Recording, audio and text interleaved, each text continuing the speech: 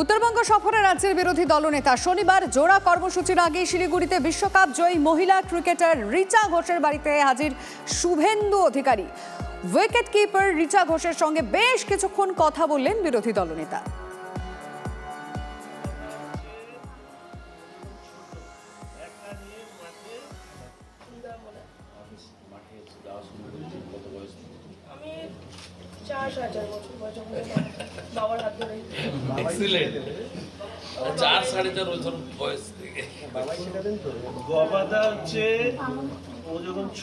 আমরা ছবিটা আপনাদেরকে দেখাচ্ছি। রিচা ঘোষের বাড়িতে শুভেন্দু অধিকারী।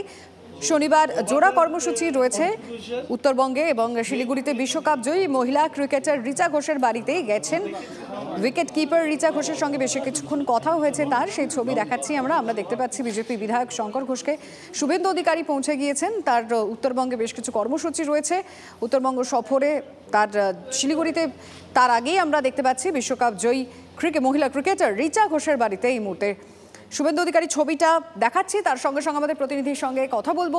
প্রসেনজিৎ চৌধুরী রয়েছেন। প্রসেনজিৎ, দেখো, একটু আগেই বিরোধী দলনেতা শিলিগুড়িতে আসেন এবং উত্তরবঙ্গ সফরে সময় করে, যেহেতু রিচাও শিলিগুড়িতে রয়েছে, তিনি সরাসরি রিচার বাড়িতে পৌঁছে যান। রিচার সঙ্গে বেশ কিছুক্ষণ শুভেচ্ছা বিনিময়, মিষ্টিমুখ ইত্যাদি চলে।